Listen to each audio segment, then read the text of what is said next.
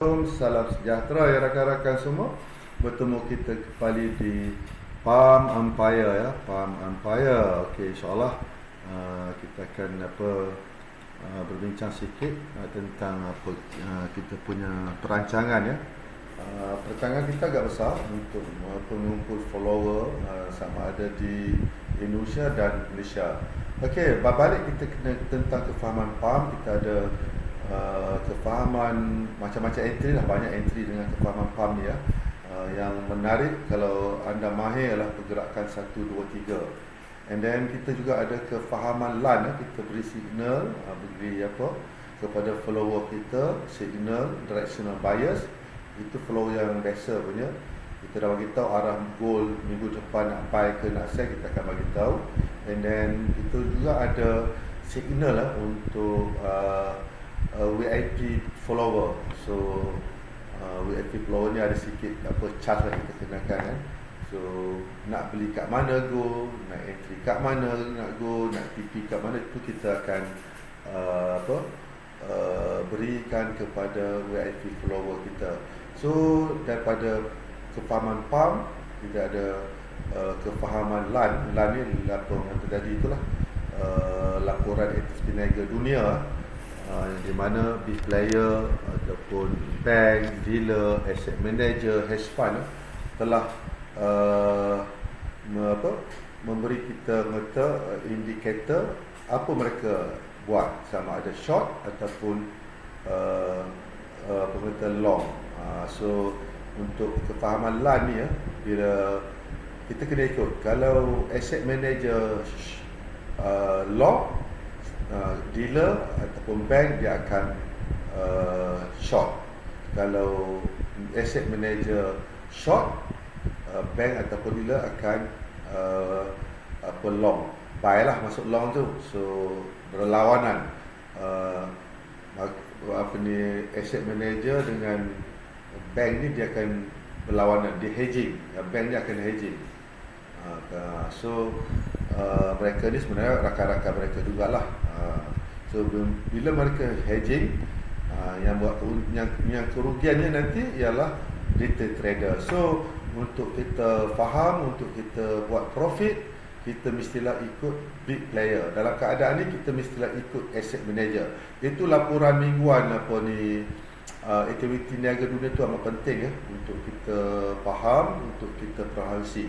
And then apa yang menarik, berbalik pada pergerakan 1, 2, 3 tu, pergerakan 1 itulah pergerakan pergerakan yang ranging, atau dikenali ada orang sebut sideway. Di situlah terbentuknya balance line. Balance line ni adalah tempat aktiviti niaga yang paling aktif. Ada big player ambil order, isi order. So mengapa saya tunjuk dekat graf ni ada market profile? Kebetulan market profile ni, contohnya yang lain-lain yang warna kuning, inilah POC.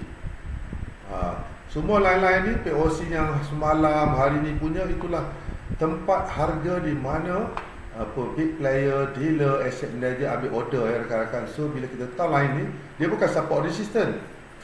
Line ni amat penting. Kebetulan pula POC ni, point of control, dia punya line tu bersama dengan balance line yang kita pernah belajar, yang saya ajar dekat pergerakan 1, 2, 3 itu. Okey, untuk tak nak buang waktu lagi ya rakan-rakan, kita tengok.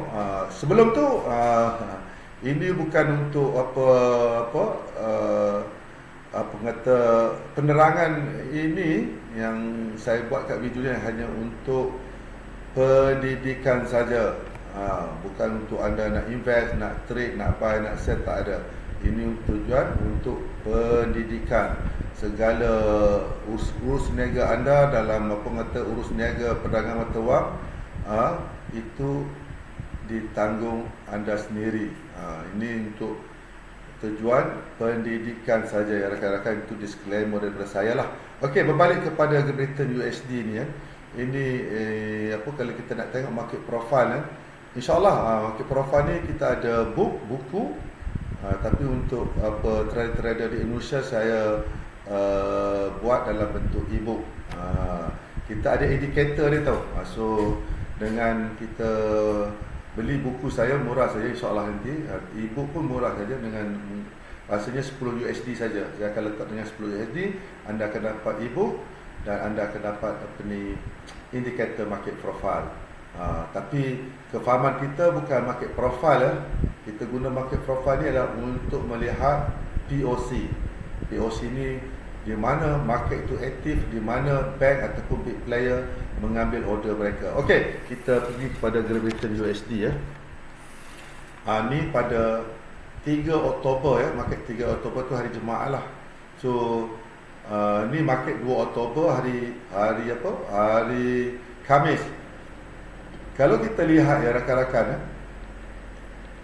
untuk kita trade hari Jumaat, kita menggunakan market profile hari Khamis. Yang penting ya rakan-rakan, kita kena ini harga yang paling aktif market profile untuk ini dekat sini ya rakan-rakan. POC dia dekat sini. Saya tanda merah ni, POC dia lah. Harga yang paling aktif hari Khamis ini pada harga ni. Berapa harga itu? Pada ni lah 134 berapa tu. Itu dia punya POC. Dia punya ni pula POC. Ini pula POC hari apa ni? Ni rakan-rakan ni POC ni. Ini rasanya POC hari 3 bulan 10. 3 bulan 10. Ini 2 bulan 10. Ini POC 3 bulan 10. Ini 3 bulan 10, 2 bulan 10. Ini berapa? 3. Ini hari Jumaat punya. Mana kalau kita nak kita tak tengok situ, kita tengok sini ni. Ini POC 29. Okey tengok rakan-rakan okey. Ini dekat sini rakan-rakan. Ini POC 3 bulan 10 ni POC bila ni? Ini POC 30 September. Dekat sini POC 30 September dekat sini. So kita tak guna POC hari Jumaat tu. Ni POC tu. Okey, apa yang terjadi ya rakan-rakan kita gunakan POC yang lepas 3 hari lepas lah. So market hari Khamis turun sini, apa dia berlaku? Dia turun pagi-pagi buta, dia break pada POC 29 hari bulan kat sini. Dia tak lepas tu. Kalau kita nak entry pun dekat London Open inilah support sebenar. Kita boleh buy kat sini sudah. Nampak? And then dia break pula POC sebelum ni berapa ni? Ni POC 30 hari bulan. Ni POC 30 hari bulan Ni market ni naik ni, nampak ni. Market naik, turun,